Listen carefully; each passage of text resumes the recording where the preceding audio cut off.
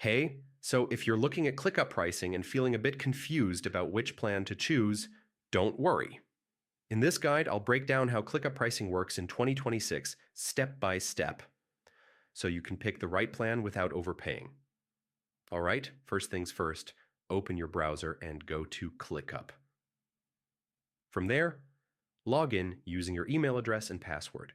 Once you're signed in, you'll be inside your workspace. And yeah, you can manage your billing and plan details from there.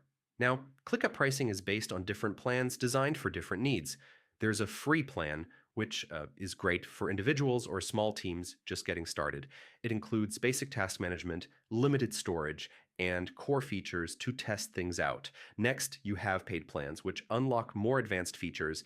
These plans are usually better for growing teams or businesses. As you move up, you get more storage, advanced views, automations, integrations, and better collaboration tools, which really make a difference at scale. One important thing to understand is pricing is typically charged per user. That means the total cost depends on how many people you invite to your workspace. So yeah, always think about team size before upgrading. ClickUp also offers features like time tracking, dashboards, and permissions, but not all plans include everything. Before choosing a plan, it's smart to check which features you actually need instead of just going for the highest tier.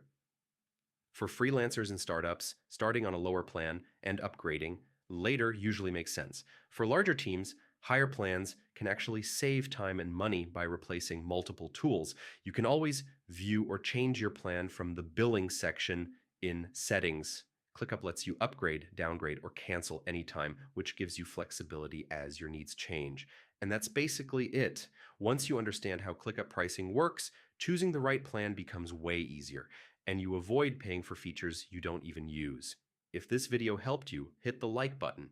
It really supports the channel. Share it with anyone comparing ClickUp plans, and don't forget to subscribe for more simple, step-by-step ClickUp tutorials.